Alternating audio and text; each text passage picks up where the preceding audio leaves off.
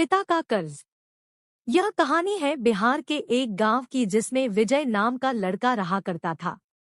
बचपन से ही पढ़ाई में होशियार विजय अपने मम्मी पापा की आखिरी उम्मीद था। विजय के दादा ने अपने समय में बहुत कर्ज ले लिया था जिसको चुकाने में पापा की पूरी जिंदगी मजदूरी में निकल गई। उनके पास थोड़ी सी जमीन थी जिससे उनका गुजरा हो रहा था। पापा की तबीयत मजदूरी करने से खराब रहती थी पर पापा विजय को इस बात का एहसास नहीं होने देते थे। विजय को पढ़ाई में इतना होशियार देखकर उसके मम्मी पापा ने हर वह काम किया जिससे वह विजय को पढ़ा पाए। विजय की कॉलेज की पढ़ाई खत्म हो गई थी और वह एक छोटी सी नौकरी करने लगा जिससे उसका खर्चा निकल जाता और साथ में वह कलेक्टर बनने की तैयारी भी कर रहा था।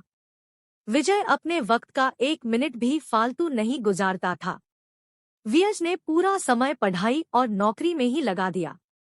विजय के पापा को यह पता था कि वह कलेक्टर बनना चाहता है, इसलिए घर की हालत बहुत ज्यादा खराब होने पर भी उन्होंने विजय से कभी इस बात का जिक्र नहीं किया और न उसको दूसरी नौकरी करने के लिए कहा। लगातार 2 साल तक विजय पास नहीं हो पाया। उसके बाद भी उसके पिता ने अपना घर और जमीन गिरवी रखकर विजय को आईएएस की कोचिंग ज्वाइन करवाई और उसकी नौकरी भी छुड़वा दी और केवल पढ़ाई करने को कहा। विजय के पापा हमेशा उससे कहा करते, बेटा खेत और घर दोबारा आ जाएंगे पर कलेक्टर दोबारा नहीं बन सकते। आज पूरे साल पढ़ाई करने के बाद विजय का रिजल्ट आ गया जिसमें वह अच्छे नंबरों से पास हो गया था। आज उसके पिता से ज्यादा खुश कोई नहीं था। ऐसा लग रहा था जैसे विजय का सपना पूरा होने वाला है पर भगवान को कुछ और ही मंजूर था। विजय का कल इंटरव्यू था और सुबह से उसके पापा की तबीयत खराब थी। विजय के पापा उसकी मां से बार बार कह रहे थे कि विजय को मत बताना और उस दिन देर रात उनकी मौत हो गई। अब एक माँ जिसकी गोद में उसका पति गुजर गया और वह अपने दर्द को भुलाकर अपने बेटे की जिंदगी के बारे में सोच रही थी। माँ ने पड़ोसियों तक को इस बात का एहसास नहीं होने दिया कि उसका पति अब नहीं रहा। पूरी रात ऐसे रोई की आवाज भी न निकले और सुबह विजय जब इंटरव्यू देने जाने लगा तब माँ और पापा के आशीर्वाद के लिए उसने माँ को कॉल किया।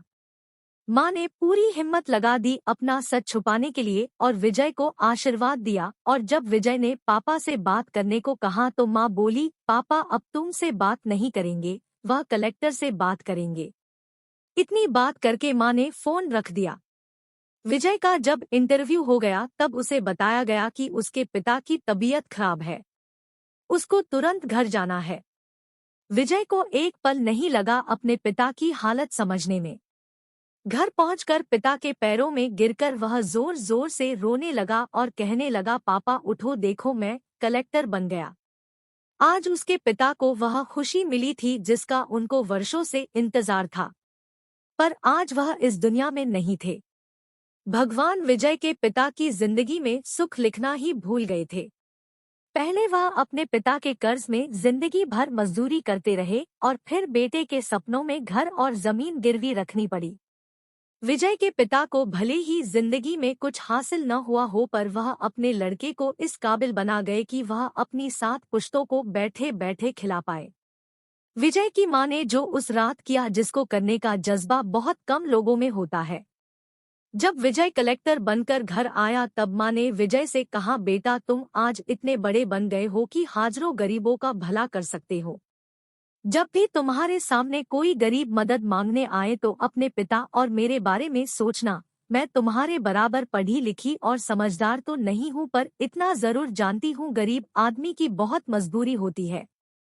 तुम कभी किसी का बुरा मत करना। शिक्षा। दोस्तों, इस कहानी से हमें यह शिक्षा मिलती है कि वक्त कितना भी खराब हो हम उसे बदल जरूर सकते हैं। माँ और बाप के एहसानों को हम कभी नहीं उतार सकते हैं पर हम अपने कर्मों से उनकी इच्छा जरूर पूरी कर सकते हैं। यह स्टोरी सच्चाई पर आधारित है। इस कहानी में आपने सुना कि कैसे विजय के पिता का जीवन लग गया उसे कलेक्टर बनाने में। जब भी कोई किसी पोस्ट पर या जीवन में बहुत ऊपर किसी पद पर पहुंच जाता तब उसमें बहुत सारे लोगों की मेहनत और त्याग लगता है। आपको हमारी यह कहानी इमोशनल सैड स्टोरी कैसी लगी हमें कमेंट करके जरूर बताएं और हमारे चैनल कहानियों के रंग को सब्सक्राइब करें। धन्यवाद।